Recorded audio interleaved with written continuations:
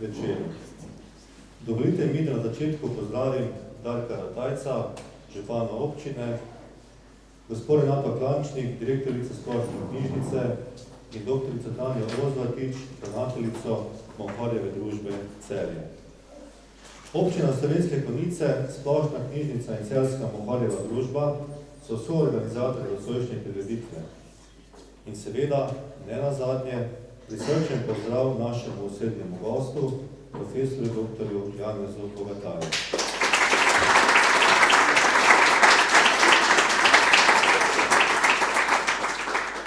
Učenka Neža Kangler iz Glasbene šole Slovenske Konjice nas je pod mentorstvom gospe Franje Kočnik lepo uvedla v nocojšnji večer. Kulturno društvo Svetega Jurija Konjice pripravlja adventne večere že vrsto let zapovrstjo. Nocojšnji je prvič v prostorih konjiškega kulturnega in knjižnega hrama. Kar je še posebej pomenljivo, se bo nocoj tekla beseda o velikem pesniku, kulturnem delavcu, duhovniku in uredniku Valentinu Vodniku, čigar 200-letnico se spominjamo ravno v letu 2019. Knjigo pa je izdala najstarejša slovenska založba Celjska Mohorjeva družba. Knjiga o plemeniti človekovega duha in misli, ta, ki jo bomo nocoj predstavili, pa bo pobožala tudi naše Vrbončice. Predstavili bomo namreč knjigo Leto okusov z Valentinom Vodnikom. Skupaj za mizo se ne bomo usedli in pogovarjali samo z Valentinom Vodnikom, ampak tudi z dr. Janezom Bogatajem, avtorem knjige, ki nam bo delo predstavil v besedi in sliki. Za degustacijo izbranih jedi pa bodo po predstavitvi poskrbeli dijaki, gastronomi iz šolskega centra Slovenske Konjice Zreče. Pričnimo torej z brskanjem po najstarejši slovenski kuharski bukvi, v moderni preobleki. Preden nas premami von iz sosednjega prostora. Gospod Bogataj, prosim, če se mi pridružite na mizi.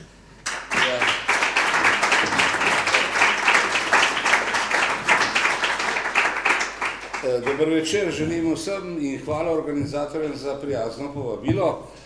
Čeprav je za mano en tak zelo naporen teden, sem se vrnil dobro iz ene strokovne mednarodne žirije na Balearih, ampak sem rekel, Konjice pa gremo. Druga stvar, ki bi jo... Se ne rabim mikrofona, me slišite, ne? Ja. Druga stvar, ki bi jo povedal, preden začneva govoriti o knjigi, en detajl od citraha, ne?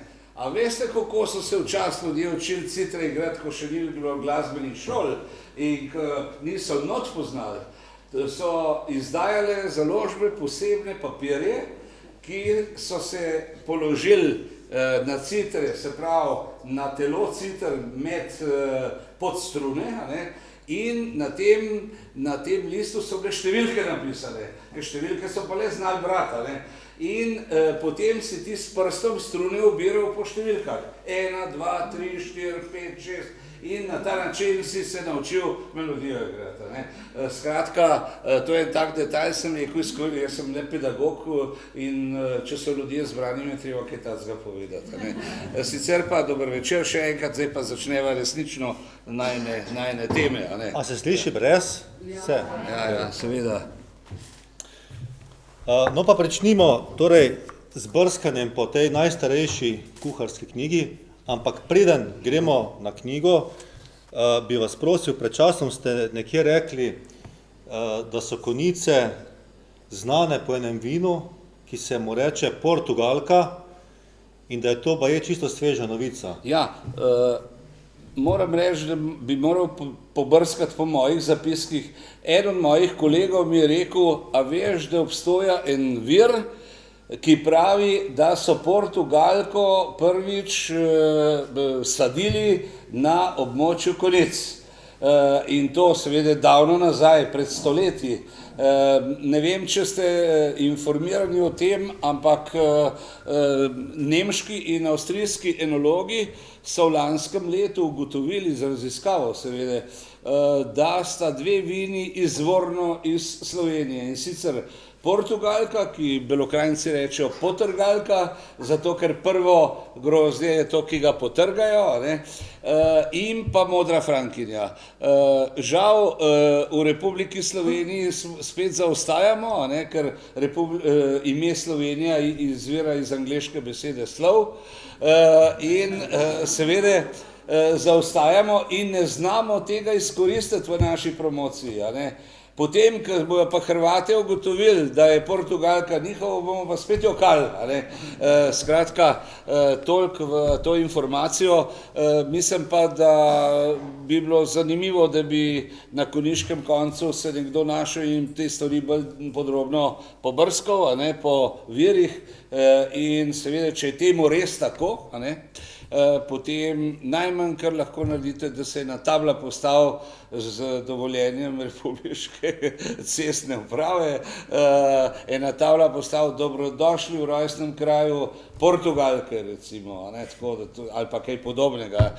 Skratka, jaz sem bil zelo vesel, ko sem slišal ta podatek, res pa je, da dokler ne vidim vira, je to zgolj samo informacija, ne pa še strokovno potrjeno dejstvo. Prva kuharska knjiga v slovenskem jeziku. Smo bili tu Slovenci tudi bolj počasni v primerjavi z evropskimi narodi? Ja, prav gotovo. Prav gotovo, vendar seveda ne smemo to počasnost razumeti kot nekaj slabega. Mi moramo to počasnost razumeti predvsem z življenjskimi razmerami, ki so vladale do leta 1797, ko je šla Vodnikova kuharska knjiga. To se pravi, to je razsvetljensko obdobje, ko je tudi država ugotovila, da le izobražen človek lahko več ustvari in da le pravilno prehranjen človek lahko več ustvarja. Zaradi tega je Vodnik pač napisal to knjigo. Jasno, to niso njegovi izvirni recepti. On se je pomagal z nemškimi, delno tudi s francoskimi, ker je dobro znal francoščino, in italijanskimi knjigami. Se pravi, mnoga kulturna okolja v Evropi so že predtem imela svoje kuharske knjige. Najstarejša ohranjena kuharska knjiga je tam iz 14. stoletja, ki jo je en Platina napisal. Ampak, seveda, nekaj drugega je bolj pomembno pri tej knjigi. Namreč jaz vedno pravim, to ni naša prva kuharska knjiga. To je naša prva kuharska knjiga v slovenskem jeziku. To je pomembno.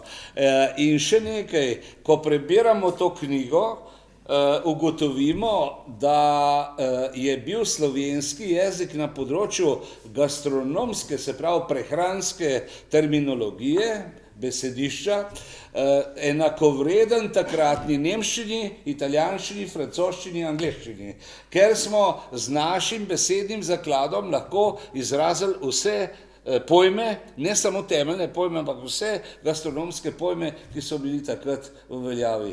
Druga pomembna lastnost te knjige, s katero nič ne zaostajamo, seveda, pa je ta, da je Vodnik napisal en briljanten uvod, za katerega, ko ga bereš, misliš, da je nastal danes, ker govori to, kar danes govorimo o prehrani, da ni zdravo mastno jesti, da mora biti posoda čista in ne vem kaj še vse.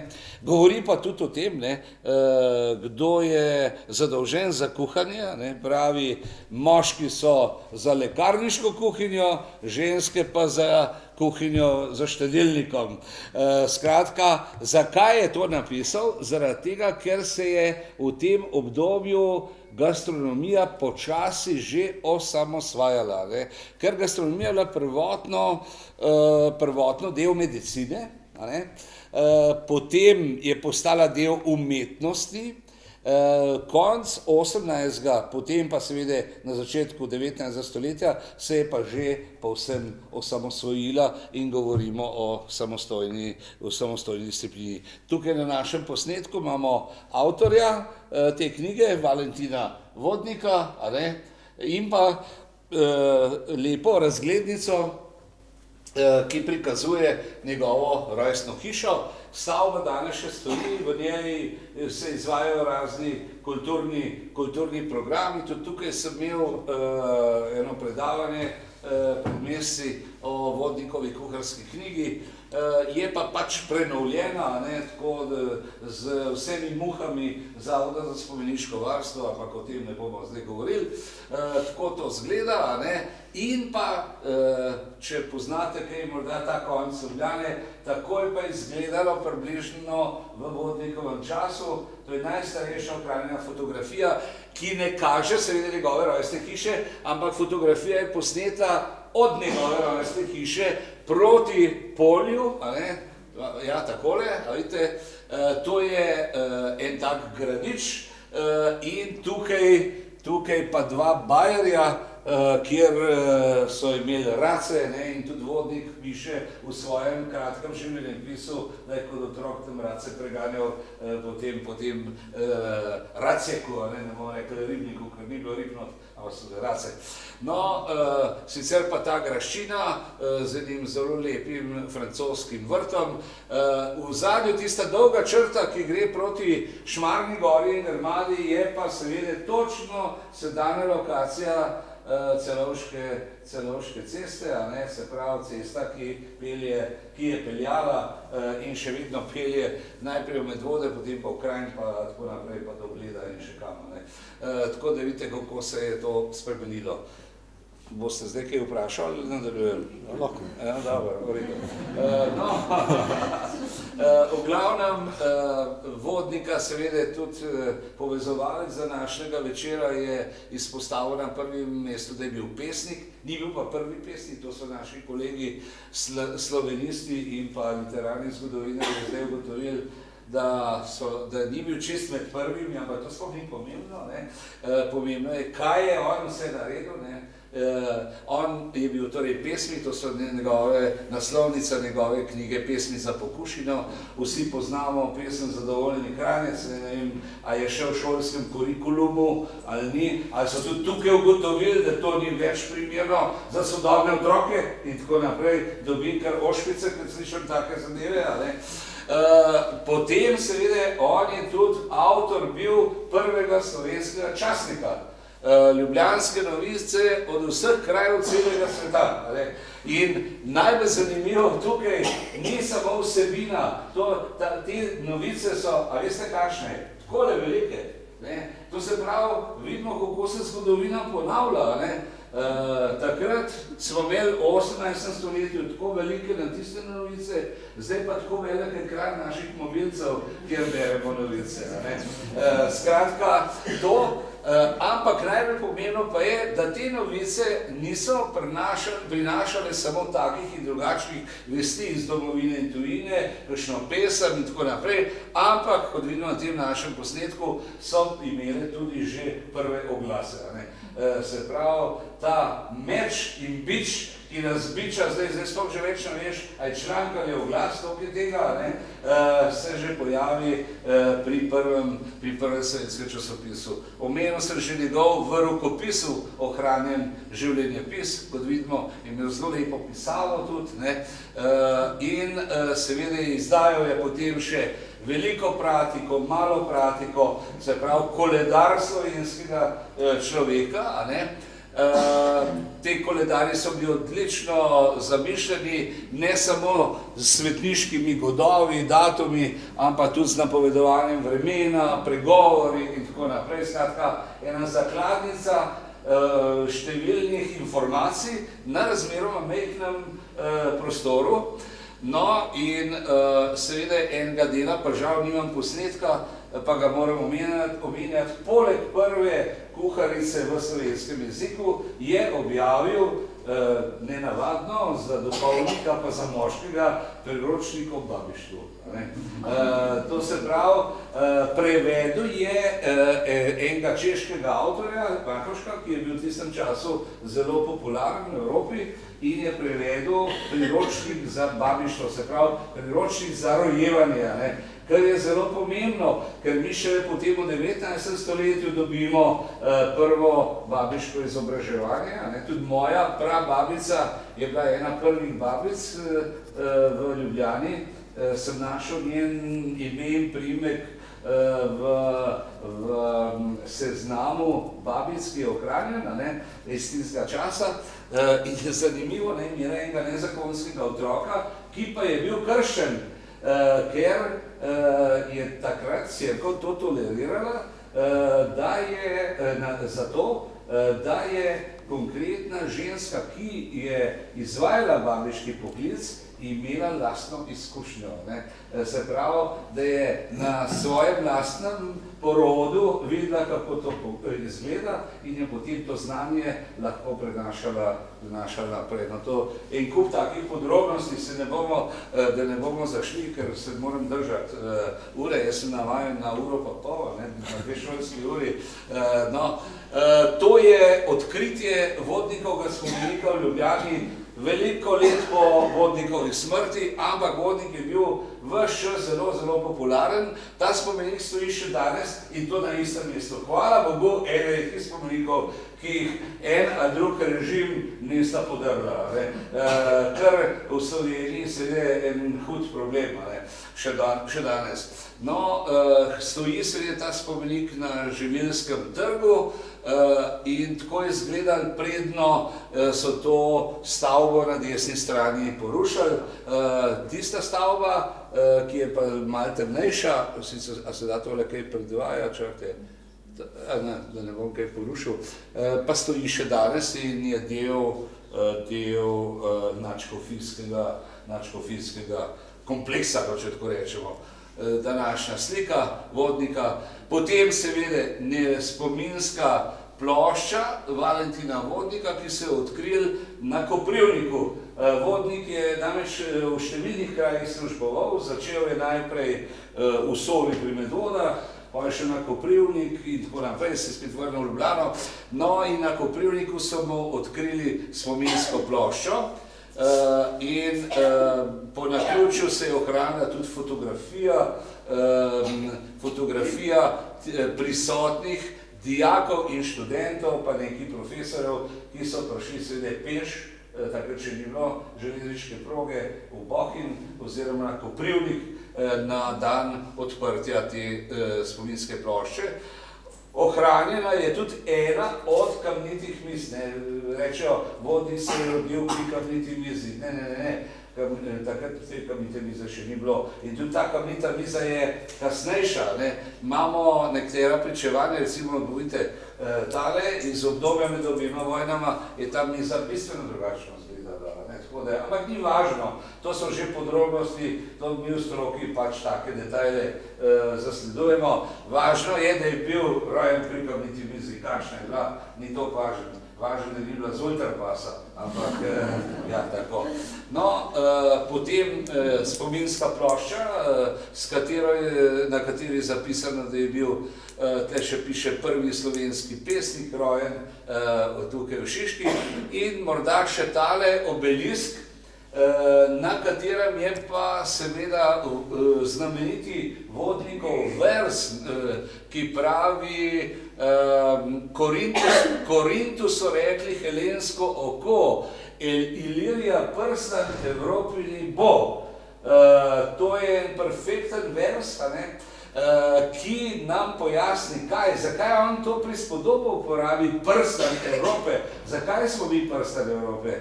Mi smo prstan Evrope zato, ker se v neskončnem krogu združujejo na ozemlju današnje Republike Slovenije Alpe, Mediteran in Panonska nižina, pa malo trka noter tudi Balkan, recimo. Ampak predvsem pa te trije Alpe, Mediteran, Panonska nižina.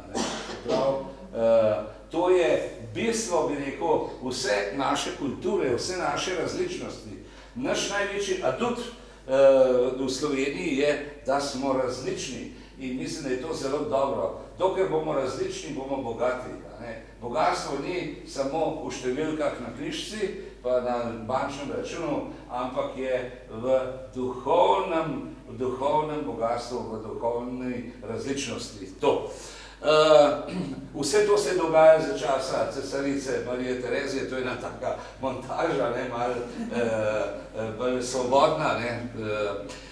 Ona je veliko pripomogla k razvoju gastronomije. To je pa nekaj kuharskih knjig iz tega časa, ki jih je verjetno tudi Vodnik uporabljal. Vse te knjige so bile na voljo recimo v župnijskih knjižnicah, v škofijskih knjižnici v Ljubljani, v liceju in tako naprej. V glavnem so to nemška dela, to je tudi eden prvih leksikonov za gastronomijo in pa seveda najbolj znamenita kuharska knjiga tega časa Katarina Prato. To je Süddeutsche Küche, to se pravi južno-nemška kuhinja. To je tako rekoč brevier, kuharski brevier tega časa. Knjiga je dobila vse mogoče kolajne in priznanja na raznih razstavah in sejmih v koncu 18. in 19. stoletju. In seveda je bila tudi potem za časa Kraljevine Jugoslavije en del preveden v slovenski jezik, ampak dejstvo je, da to je res eno temeljno delo. Katarina Prato, tam na gori vidimo to gospo, ona je bila dvakrat poročena in drugič se je poročila in z enim gospodom, ki je bil zelo bogat, je bil bankir in se je pisal Prato Bevera in je rekel, to je pa predolg priimek in je potem bila kar Katarina Prato. Ampak zakaj je pa poročila bankirja, to ni nepomemben podatek. Zaradi tega, ker je bilo takrat potovanje po deželah Avstro-Ogrske monarhije drago. Potovanje, kočije in podobne stvari je zahtevalo veliko denarja. Je pa ona seveda potovala tudi po naših krajih, je zbirala gradivo za svojo knjigo in seveda zato se imamo ne zahvaliti, da imamo najstarejši zapisan recept o krajinski klobasi, recimo, da se noter navaja tudi potica in podobne zadeve. To je notranja naslovnica in pa en predlist, kjer so navedene najbolj ugledne nagrade, kolajne, medalje, ki jih je dobila za to svojo knjigo. Nekaj pogledov na kulinariko tistega časa, takole je to izgledalo, pa s tem se ne bomo zdaj preveč obremenjevali. Gremo prav v sami knjigi, kuharske bukve iz nemškega preslovenjene od VV. To pomeni od Valentina Vodnika. Zato smo se z gospod direktorico tudi odločila, da bo tudi naslov te knjige Leto okusov z VV. In zdaj vsi v Ljubljani sprašujejo, rečejo, kaj pa ta VV pomeni? In pokaj to zjo rečejo, kakšna dobra ideja. Ja, to in pa seveda na tej strani frontispic se temu reče,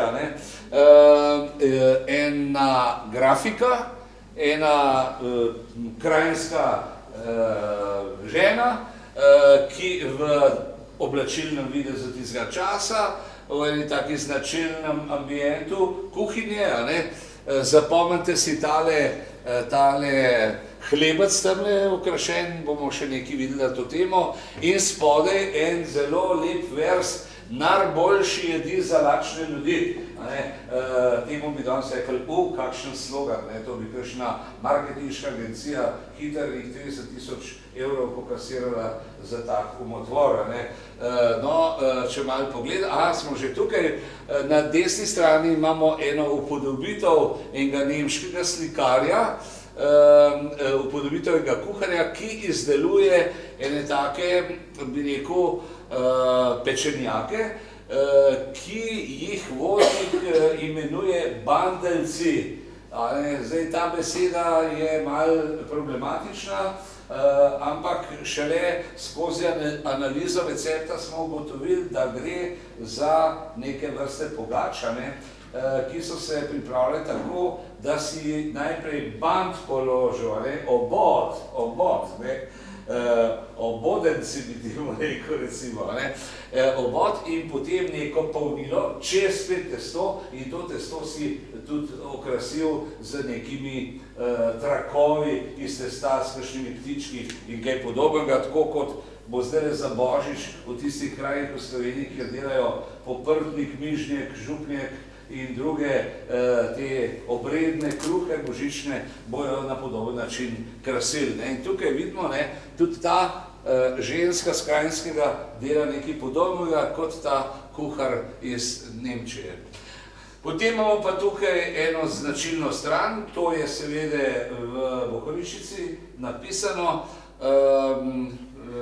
recept za višnjovo žolco, potem recept številka 177, mi glede vseh receptov je 300, to je kar lepa številka, in piše rodeče grozdičev kuhati. Dolgo časa sem bil prepričan, da je to rdeče grozdje, ki ga posmukaš in okuhaš. Ne, to je ribes. To je ribes, ja. Šele kasneje, ko sem študiral te zadeve, veliko sem si pomagal tudi z gradivom, z besednim gradivom Inštituta za slovenski jezik, kjer imajo izpise za različne obdobja zgodovinskega razvoja. Potem rodečih jagod žolca, to je ena taka hladetina iz rdečih jagod in pa navodilo, kako se višnje kuhajo. Zakaj sem izbral prav to stran, ali pa ti dve strani? Zaradi tega, ker hočem poudariti, da je zelo veliko navodil in receptov za konzerviranje hrane.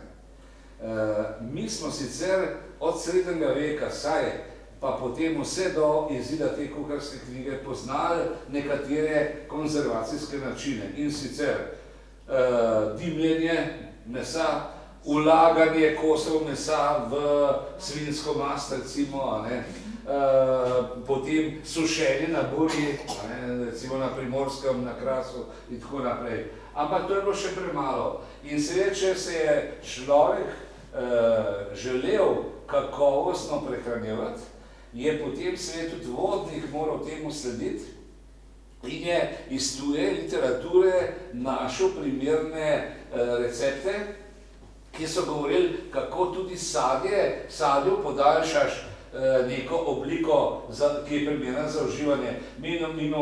Mi smo glede sadja poznali samo sušenje, se pravi jabolk, sliv, češpelj pa hrušk. To smo sušili, so sušili naši predniki, iz tega potem kuhali kompot. Vemo, da recimo, ko so bile ohceti, ki so trajale po 3 dni in več, na koncu, ko so postregali kompot oziroma kuhane krhlje, kuhane posušene kose jabolk in pa sliv, je bilo to znamenje, da je treba iti domov. To vidimo, da je vedno hrana, da so vedno jedi predstavljale tudi neko sporočilo. In tudi star pregovor pravi, jemo zato, da živimo, vendar ne živimo zato, da bi le jedli.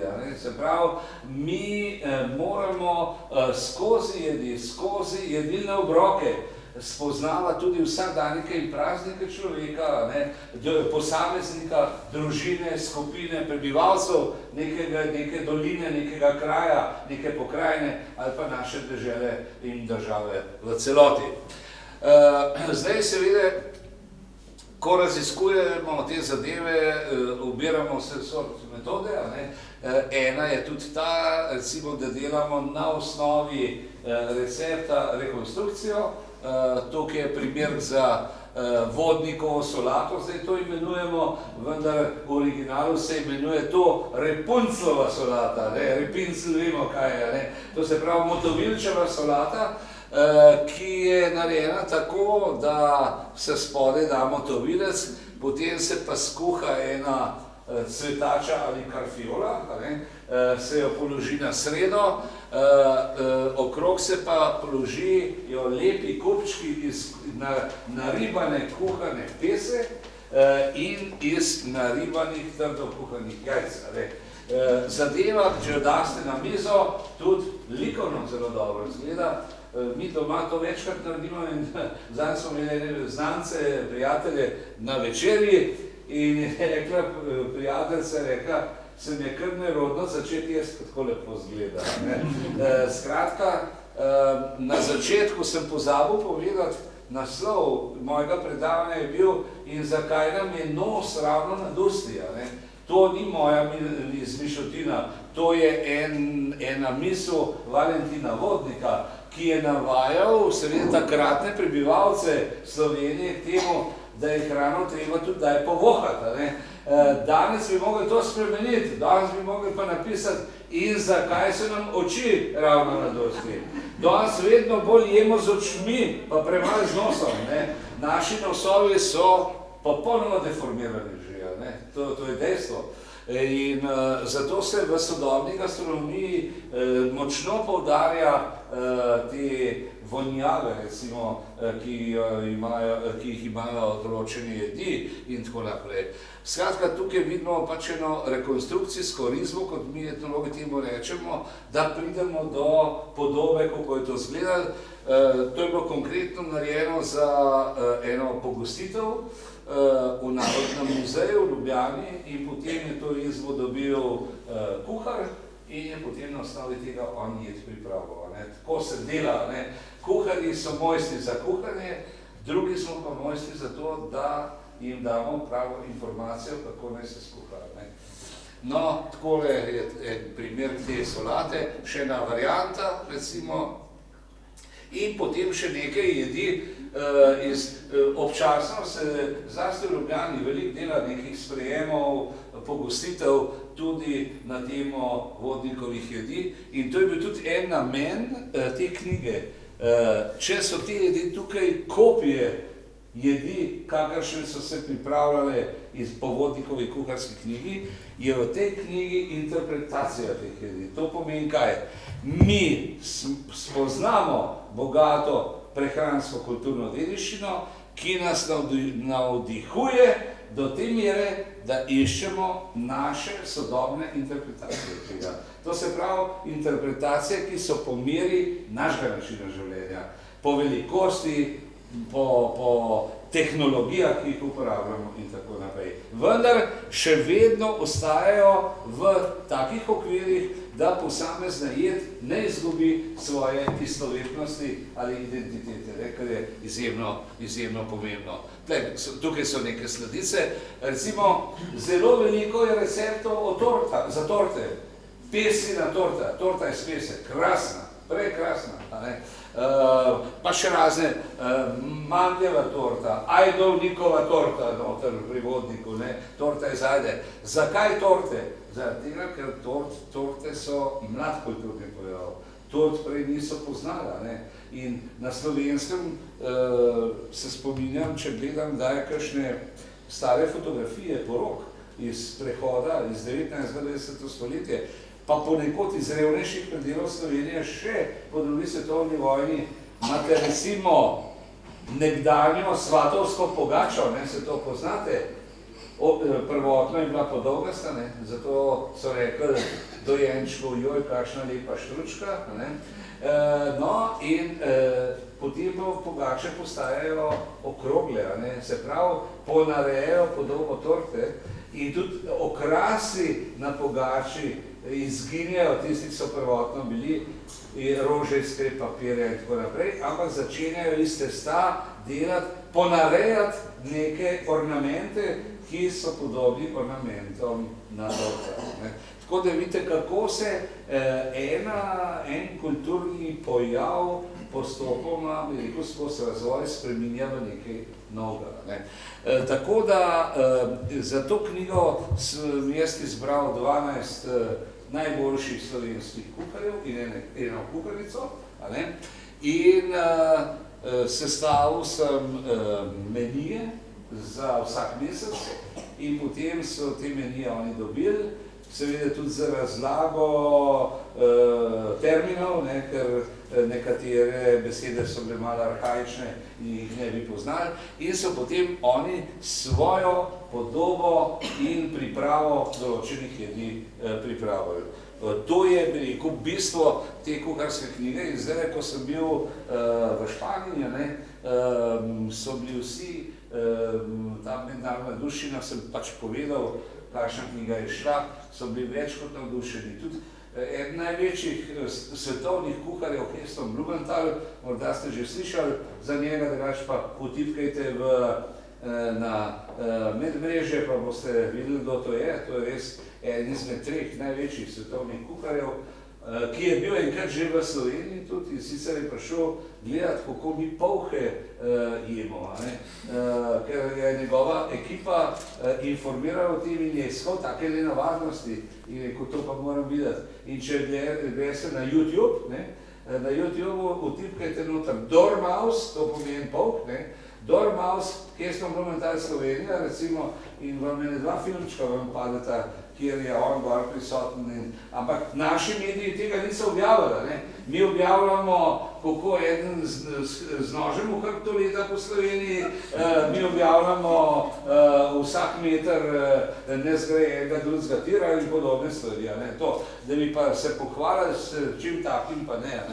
No in Heston Blumenthal je izdal eno knjigo pred par leti z naslovom Historik in je obdelal recepte od 13. do 19. stoletja in jim dal potem tudi sodobno podobo. Tako da vidite, da je Mohorjeva s to izdajo skočila na vlak aktualnosti na področju gastronomije in da se lahko pohvalimo, da smo ena redkih držav, ki imamo recimo tudi delo iz tega področja, ki je zdaj zelo aktualno. No, pričevanj o Valentinu Vodniku je zelo veliko. Tukaj vidimo iz osnovne šole Valentina Vodnika v Ljubljani, kako si otroci Vodnika predstavljajo. To se mi zdi, da je zelo duhovit način, kako so si posvojili tega pesnika. Tudi na vhodu v šolsko jedilnico piše en stavek iz Vodnikovih bukov in pravi, čemu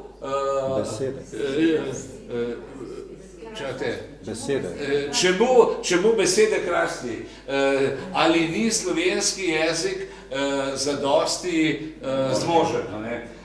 To se pravi, je opozoril na to, kar bi danes moralo pisati na vsakem vogalu, glede na to, kako papagajsko prevzemamo vse bedastoče angleškega jezika, predvsem v naš kulturni prostor. Čeprav nekateri slavisti pravijo, da se s tem tudi slovenščina bogati, ampak o tem so hude debate. Ta misel je fantastična. Čemu besede krasti, saj je slovenski jezik dovolj zmožen.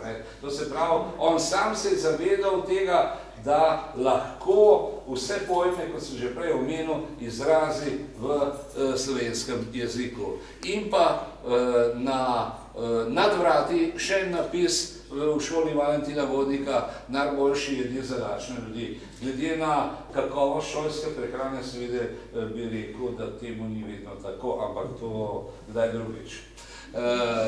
Vodnikov nagrobni spomenik na Ljubljanskem navju, se pravi ostanku nekdanjega starega ljubljanskega pokopališča, kjer je danes gospodarsko razstavišče in tam odzadaj so taka znamenita imena pokopana. Ne samo Valentin Vodnik, če ostanemo samo pri kulinariki, tukaj je pokopana tudi Magdalena Knafl-Plajvajs, avtorica prve slovenske kuharske knjige. To je pa druga zgodba. Se pravi, Magdalena Knafl-Plajvajs, ki je izdala to knjigo v prvem natisu in potem še 5 dodatnih, se pravi 6 natisov je bilo in 6. natis je že dopolnila Felicita Kalinšek. In danes, recimo, grem kam na teren, rečem, po kateri knjigi ste pa to skuhali, pa rečejo po Kalinškovi. Čeprav zdaj kuhajo po sestri Vendelini, ki je spet nadaljevala Kalinško in tako naprej. Skratka, to je najbolj uspešna in največkrat natisnjena in dopolnjena kuharska knjiga na Slovenskem. Kot rečeno, Vodnikov spomenik, zelo lepo kamnoseško delo in pa naslovnica naše knjige z eno lepo fotografijo jedi, ki jo je pripravil Robert Gregorčič v gostilni Oštarija v Dolenjskih Toplicah in pa vsi kuharji in kuharica, ki so zastopani v tej knjigi, sama vrhunska imena, med njimi najmlajši zgor, se ne bomo vse razlagal, ampak je iz gostilne Rajh pri Murski Soboti, Bakovci pri Murski Soboti, se šolal v sosednji Avstriji, nabiral znanje v Štajerku, recimo na Dunaju in tako naprej, in se je zdaj vrnil domov in je že prva kuhalnica te hiše, skupaj z njegovo mamo, ki mu še vedno malo pomaga, ampak odlično in seveda kadarkoli nanese vprašanje, kam bomo pa peljali zlasti kakšnega tujca tudi, ali pa iz kakšnega drugega kulturnega okolja, da bo spoznal sodobno prekmursko kuhinjo, da peljemo sem, ker nam na sodoben način interpretira te zadeve. Janez Bratovš, njega verjetno nekateri poznate, potem gostilna pri, kako? Čuber, en najboljših kuharjev slovenskih, Igor Jagodic, ki kuha v restauraciji Strelec v Ljubljani in tako naprej, skratka, da ne bomo preveč reklame delali, to je to. No, mislim, da je to. Ja, tako. Zdaj pa nadaljujejo. Ja, hvala lepa. Mogoče se komu izmed vas porodilo kakšno vprašanje? Značilna slovenska tišina.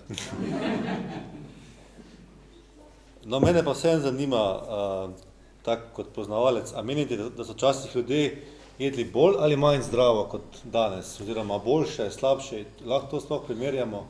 Seveda lahko, ne. Se to je ena velika travma slovenska, ne, in ki nas še danes tepe.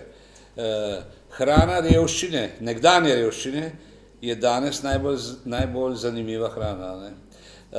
Druga stvar, ki jo treba zdaj s tem povedati, je ta, da so ljudje seveda redno jedli, da so si jedilni obroki sledili vedno ob istem času.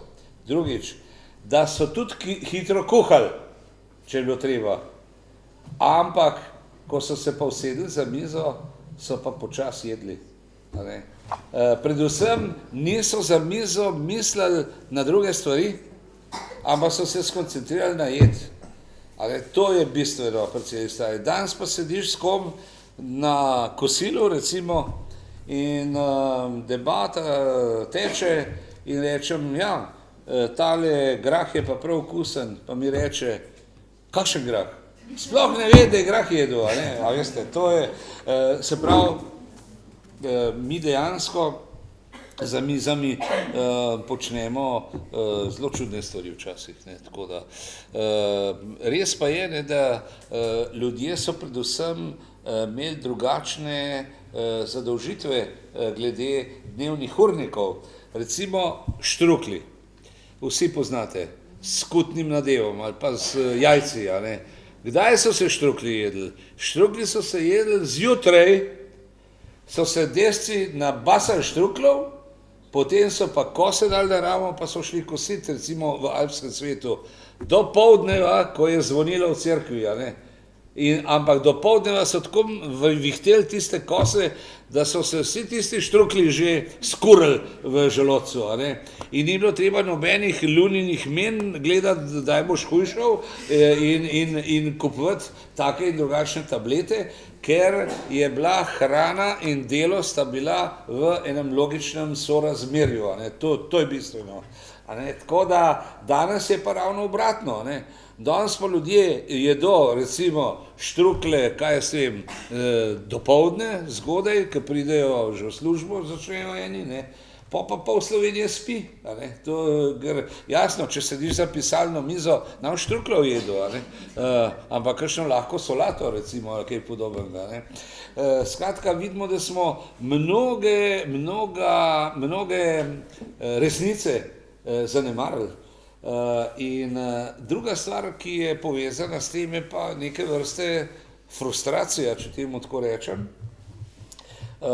Še danes se mi dogaja, da kadar je kakšna debata o kakšni pogostitvi ali kakšni drugi prireditvi in jaz rečem, ja bi dal kakšen ričet gor, a ja, a ti stričet, ne, zakaj pa, ne, ker ljudje, zlasti starejša generacija, ima še vedno en spomin na obdobja revščine, a ne.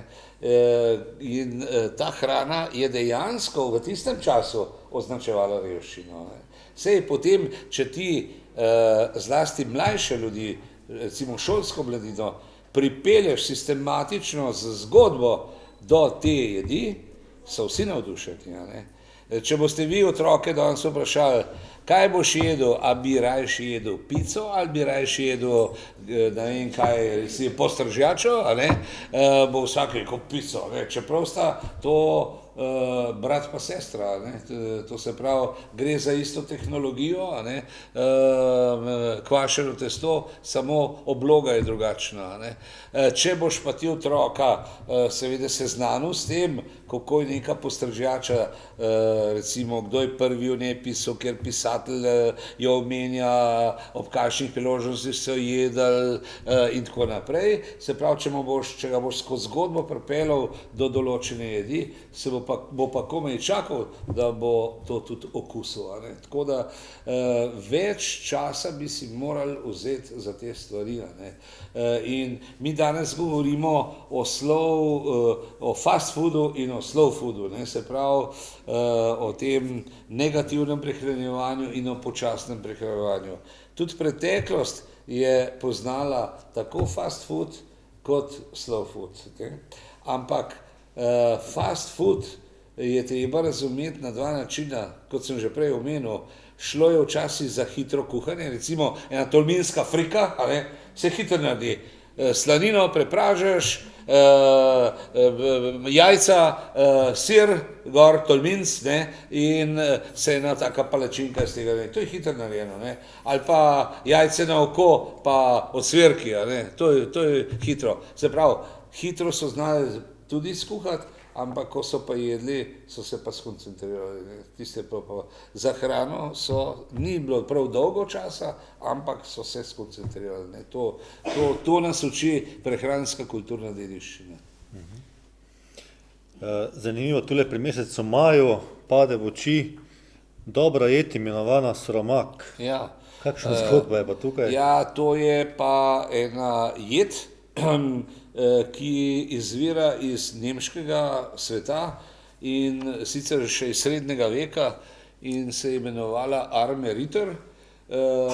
Se pravi, da gre za neko jed, ki je bila v tistem času že zelo popularna in so jo potem prinesli tudi v slovenski prostor. Tudi če pogledamo po posameznih mesecih, tudi vidimo, da so imeli na menijih tudi redno ribe. Ja. Aha, mogoče kaj o ribah? Ja, zanimivo vprašanje. Slovenija je bila preskrbljena z ribami, seveda je vsa obdobja zgodovinskega razvoja in to, kar sem rekel na začetku, prstan Evropi, nam tudi glede rib, bi rekel, dokazuje samo pozitivno plat te prispodobe. Kajti v naših krajih so ljudje vedno imeli možnost jesti ribe z Jadranskega morja in ribe z Donave. Če govorim o dveh velikih vodnih virih, se pravi, tukaj so bile vedno morske in sladkovodne ribe. Jasno, tudi naše reke in pa potoki so bili bogati z ribami, še bolj pa z raki tudi, a ne. In poznate tisto zgodbo, ta je šel pa rakom žvižgat, a ne. O tem odlično piše Janez Eikart Valvazor v Slavi Vojvodine Kranjske in objavi tudi note, kako je treba zažvižgati, da raka ujameš, a ne. In on, recimo, njegov sodelavc, ne, in tako je kontroliral njegovo delo, ga popravljal in se z njim dopisoval, je bil trdno prepričan, da rake pritegne žvižg, ne. Valvazor pa o tem že dvomi in prav malo neverjetno se mi zdi, da bi ravno s tem žvižganjem rake dobil in tako naprej. Smo pa imeli prekrasne rake, a ne. Recimo ena največjih rek ali pa najbolj bogatih rek z raki je bila reka Krka do druge polovice 19. stoletja, potem je prišlo pa do velike račje kuge in je ta bacil se razširil in od takrat naprej rakov v reki Krki ni več. Je pa zanimivo, da so bili to veliki raki, jelšovci se jim reče, a ne, in te rake so recimo žive prodajali na tržnici na Dunaju. Kako so jih pa dokaj spravili? Ne z avionom, ker takrat jih še ni bilo, ampak so naredili posebne zaboje, letvene zaboje. V te zaboje so dali koprive in v koprive položili noter rake. In kopriva je omogočala raku, da je preživel brez vode 4 do 5 dni. To je bilo pa vrh glave zadosti, da je voz uprežen s konji prišel na Dunajski trg, tam so rake vrgle spet v en čeber z vodo in so veselo migali naprej, a ne, in so jih dunajske dame potem kupovale in kuharice te razvajale od dvora navzdol, a ne, in tako naprej. Medtem ko, seveda, to je po svoje ironija, danes so raki posebna špecialiteta, tudi morski raki, jastogi recimo in tako naprej. Če gremo pa nazaj v zgodovino gledati, pa vidimo, da je bil rak prehrana širokih družbenih skupin, ne. Se pravi, tudi kmet je poleg tega, da jih je lovil za prodajo, si jih je tudi sam privoščil, a ne. Tako da zgodovina prehrane ima v sebi včasih tudi veliko ironičnih zadev, ne. Prej ste omenili, da so se ljudje prehranjevali glede na letne čase in tudi obdobja, v katerem so. Kaj pa je bilo recimo tipično za ta čas, recimo adventni čas, pa potem božični čas na Slovenskem ali pa mogoče tukaj na Štajerskem? Ja, to je zelo pomembno, ker danes recimo katerikoli priročnik odpreš ali pa kakšno znanstveno delo, ki govori o tem, kaj je bistvo prehrane sodobnega sveta, je vedno na prvem mestu napisano prehrana 4 letnih časov, ne. To se pravi, pa lokalni dobavitelji, se pravi lokalno in regionalno in prehrana 4 letnih časov, ne. Zdaj so se začeli prednovoletni sprejemi, letos ne bom imel dovolj časa, da bi se kakšnega udeležil, ampak prejšnja leta sem se pa kar in sem se vedno smejal, ko sem videl na mizah recimo skledo češenj, ne, sem rekel, odkot pa so te češnje, a so iz Slovenskih Konjic, ali so iz Lenarta v Slovenskih goricah, ali odkot so, a ne, ali so z Goriških brd. Skratka, prehrana 4 letnih časov, to je spet ena velika izkušnja iz preteklosti. Zdaj, če ste me pa za adventni čas vprašal, mimogrede naj povem, ne, da sem zelo razočaran, da smo ena redkih držav, da za ta čas ne uporabljamo izraza advent, ampak veseli december, kar je spet en politični kompromis, pa ne bom o tem govoril, ker je tega političnega nakladanja že preveč, a ne, ampak to je res sramotno. Ker advent, a veste, verujočim pomeni nekaj, neverujočim pa nekaj, a ne. Vsak nekaj pričakuje. Verujoči pričakujejo rojstvo Kristusa, a ne. Verujočim to pomeni eno premišljevanje o vsem, kar se je zgodilo in en pogled naprej. Neverujočim pa seveda tudi pričakovanje nečesa, se pravi nekaj drugega posvetnega, kar se bo zgodilo.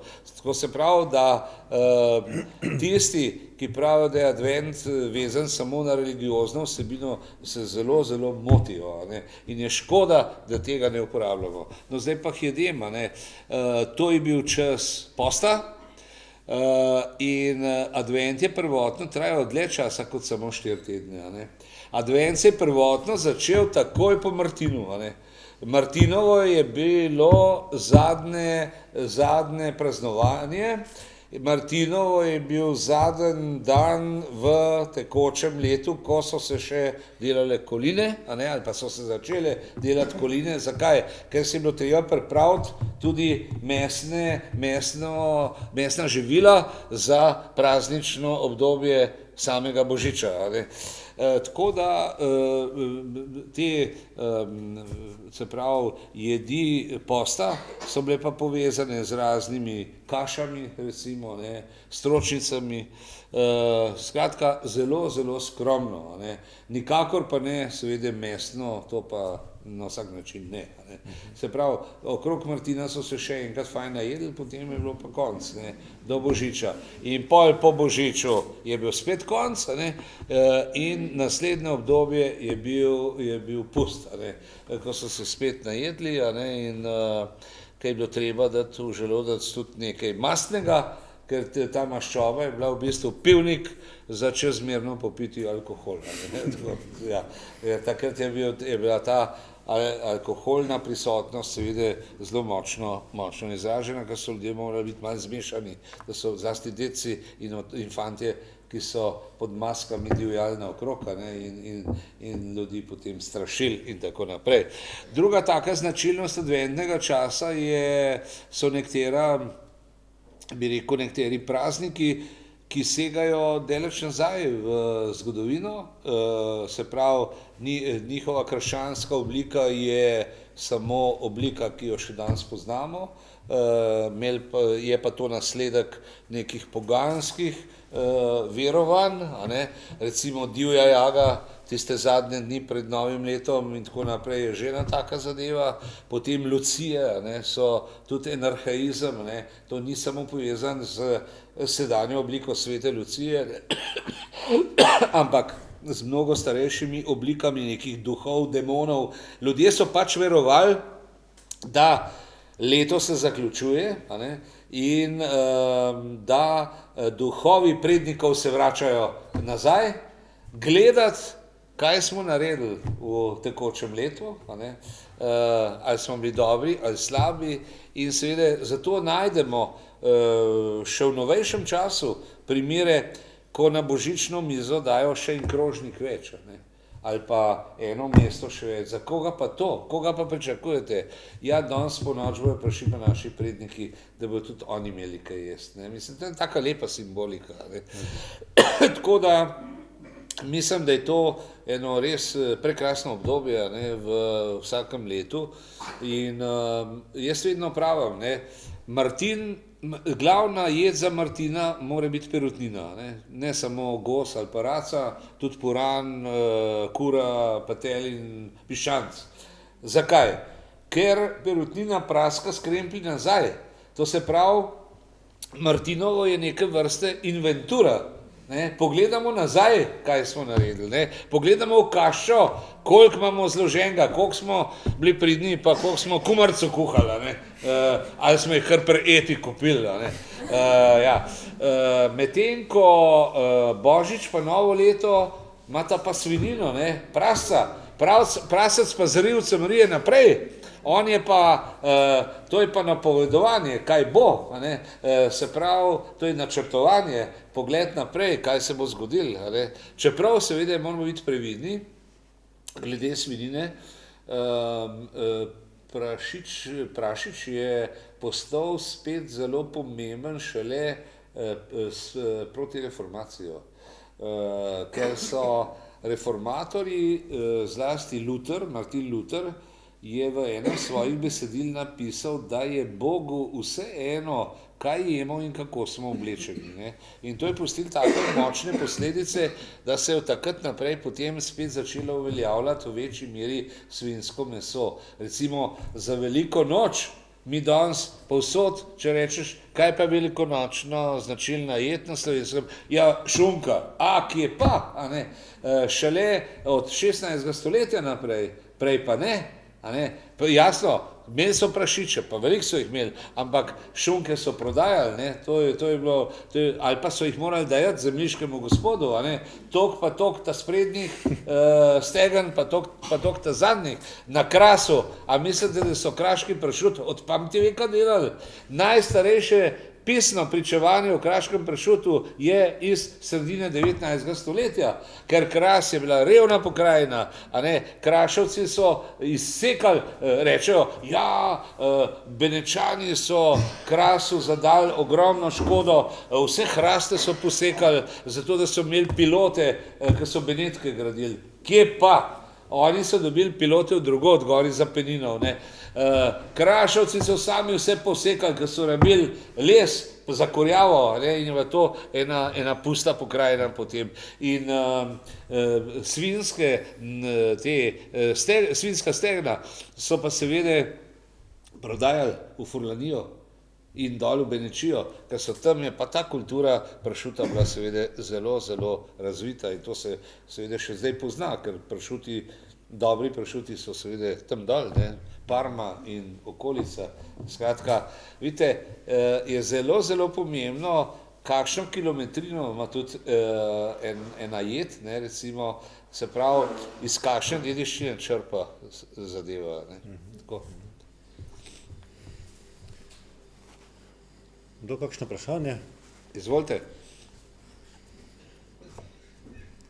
Lahko jemo svinjino zdaj ali perutnino? Po pravilih ne. Kdor se drži 4-tedenskega posta, perutnino lahko. Tistega lahko si tam na bližnjo njivo po eno solato, ampak drugače pa, se pravi, to je stvar vsakega posameznika. Mogoče še ker bomo zdaj počasi s tem prvim delom zaključili, ker še imamo nadaljevanje, ki bomo te jedi tudi preizkusili, pa mogoče še vprašanje vezano na območje destinacije Rogla-Pohorje, blagovno znamko. Vi ste član te strokovne komisije, pa mogoče malo pokomentirate napredek kakovostnih izdelkov na tem našem območju. V Sloveniji imamo zdaj že 8 dobro delujočih, kot se to imenuje, kolektivnih blagovnih znamk. Vse ime je malo čudno, ampak kaj čemo, taka je terminologija. In ena od teh znamk, ki že kar nekaj let dobro deluje z eno umestno pavzo, ali pa odmorom, lepše rečeno, je tudi Okusi Rogle. Jaz sem zelo vesel bil, ko smo imeli že prvo ocenjevanje v enem od predavalnic hotela v Zrečah, kako je bilo to lepo vse pripravljeno in koliko so ljudje iz tega vašega območja poslali v oceno zlasti živil, jedi in pa rokodelskih izdelkov. In bom zelo vesel, če bom čez recimo leto, dve prišel sem in bom videl, da se te stvari dajo tudi dobiti. To je zelo važno. Res pa je, da v nekaterih okoljih v Sloveniji so te stvari izjemno uspele. Recimo Dobrote Dolenjske je taka znamka. Oni imajo preko 400 proizvodov že in zdaj so že začeli prodajati v sosednji Avstriji tudi. Zlasti omejene količine marmelad, vloženega sadja, zelenjave in podobnih stvari, raznih prelivov, kisi in tako naprej. Prodajajo v sosednji Avstriji. Potem zelo uspešna je tudi znamka Bohinjsko, kjer me pa navdušuje to, da je starostna sestava izdelovalcev se zelo znižala. To pomeni, da je vedno več mladih ljudi začutilo, da tukaj si pa lahko en del pogače začnejo rezati. In recimo bom povedal en konkreten primer, no, ki ga poznam. V Bohinju oziroma Bohinjski Bistrici živi en dimnikar in vsi ga seveda dobro poznajo in on je bolj iz enega veselja začel pred leti šivati nahrbtnike, pa razne torbe.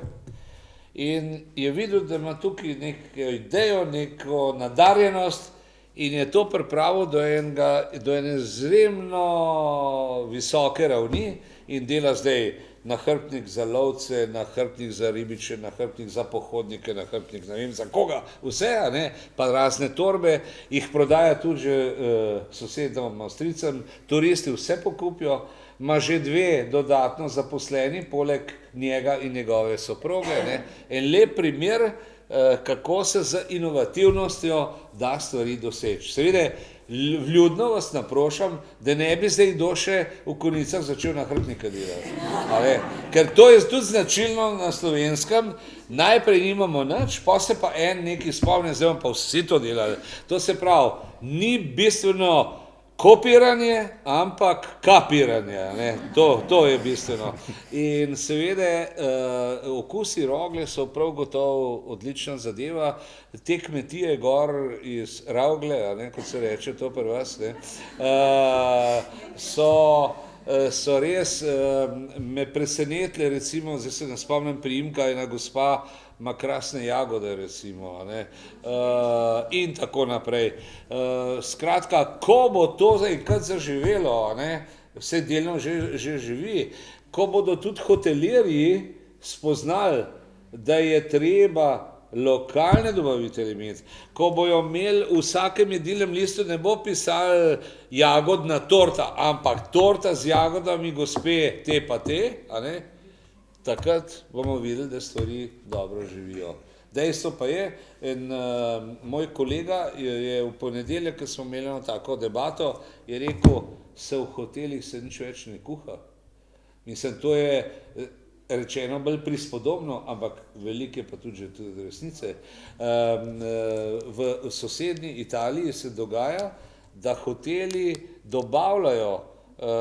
dostavljajo obroke, recimo kosile ali pa večerja, tudi do 70 km daleč s hladilnimi tovornjaki, jih samo pogrejejo in razdelijo gostom. Tako da ne delati te napake, in nas so velika in polna usta, kako bomo imeli 5-zvezdično doživetje v turizmu, kako bomo to razvijali gor, dol, sem in kaj, ampak seveda to so samo slogani, in mi moramo najprej začeti spreminjati strukturo naših gostov, mi imamo zelo negativno strukturo in potem seveda novi strukturi gostov prilagajati te zadeve. Ko bomo enkrat znali vzpostaviti verigo med lokalnimi dobavitelji in tistimi, ki hrano posredujejo, potem bomo postali pa res prava gastronomska regija. Glejte, pri nas imamo ta množični turizem, tega je ogromno. V Ljubljani so kolone, danes sem šel na en sestanek na Ljubljanski grad, skoraj gor nisem mogel. Ampak te turisti, recimo z Južne Koreje, on pride v trgovino s spominki, pol ure noter in išče magnetek. Kjer magnetek bo vzel? Pa če bi jih vsaj enih 20, ne. Ampak on vzame en magnetek, gre k prodajalki, magnetek stane 2 evra, recimo, in gre k prodajalki, reče, ta magnet bi vzel, koliko mi boste dali pa popusta. To je to. To je slika, pa minister reče, povečali smo obisk turistov za ne vem koliko odstotkov letos, 9 ali nekaj takega. Jaz pravim, vi mi povejte, kako se je letos spremenila struktura turistov, ne pa, koliko jih je več prišlo. To. Hvala lepa. Prosim. Slišim, da nas dijaki že pričakujejo, namreč zdaj bomo nadaljevali še tam v sosednji dvorani, ker bomo nekatere od teh jedi tudi lahko poizkusili. A lahko še nekaj zdaj s tem povem? Ja. Jaz sem zdaj izvedel, da bodo dijaki to pripravili in to res, če so pedagogi med nami, iskrene čestitke. Res pa je, da ni to dobro, če je to samo za tako priložnost, ki je kakšno predavanje na to temo. To mora postati del rednega kurikuluma. To je dejstvo. Vse stvari rastejo iz dediščine, vendar ne delamo kopije zgodovinskega spomina. Ker če bi delali kopijo, potem smo mi muzeološki narod. Mi moramo dediščino spoznati in na osnovi tega potem graditi naprej. In so mi na ministrstvu za šolstvo, ker sem včasih zelo kritičen, rekli, ja, saj imajo šole popolnoma proste roke, da lahko prilagajajo svoje učne načrte. Tako da ne vem, kje je resnica, mogoče nekje v sred. Ja. Hvala lepa za ta hvala vam, predstavitev. Jaz sem mislil, da bo to dalje trajalo. Ja.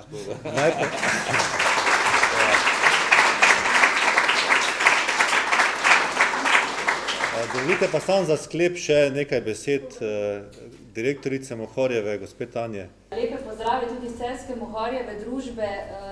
Jure je že povedal, da smo prva in najstarejša slovenska založba, 168 je dolga doba in tisto, kar je tudi danes naša velika odgovornost, je delno povezano tudi s tem projektom, torej na nek način ohranjanje res bogate slovenske dediščine, tradicije, tistih vrednot, ki so nas ohranile kot narod, kajti tudi to je ena od velikih zaslug Mohorjeve družbe in njenega ustanovitelja, blaženega Antona Martina Slomška, da je tudi po knjigah, po razvoju jezika kot takega, ki ga je prinašal med ljudi, po slovenskih knjigah, torej da smo Slovenci obstali, da smo to, kar smo.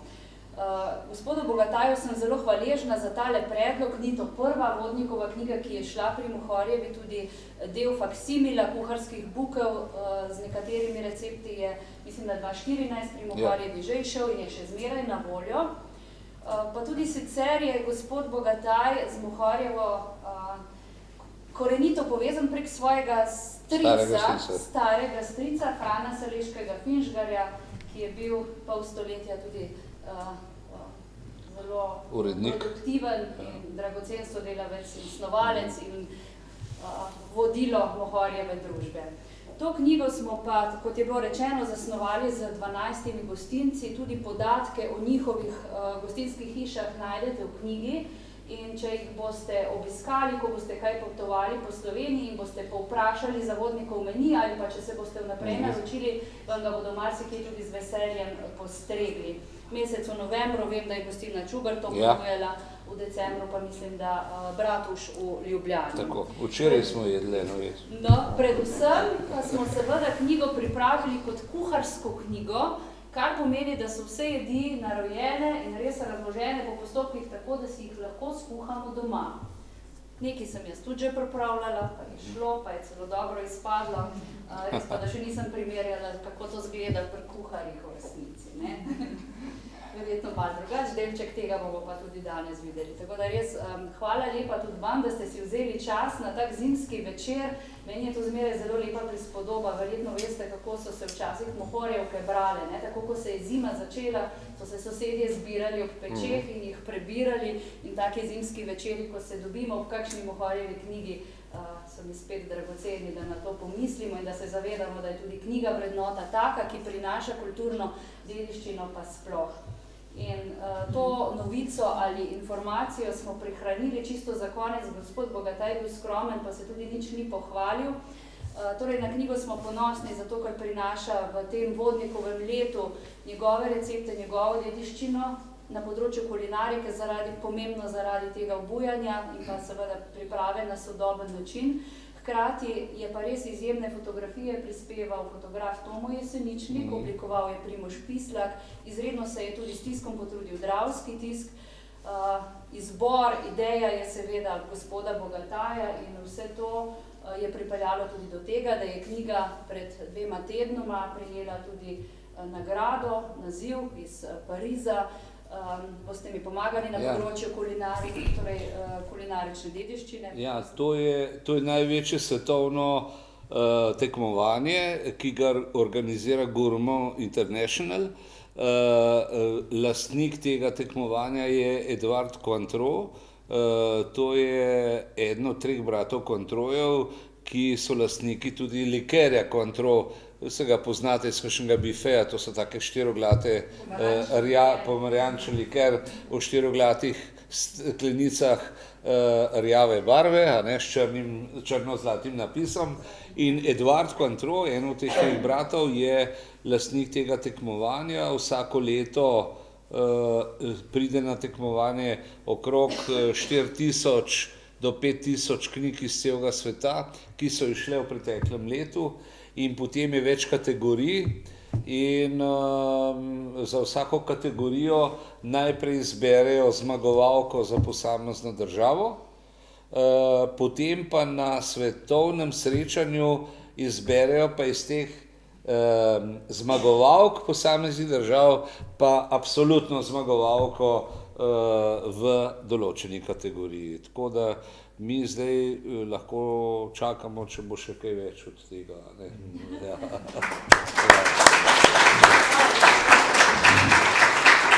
Hvala, pa lepo povabljeni v sosednji prostor.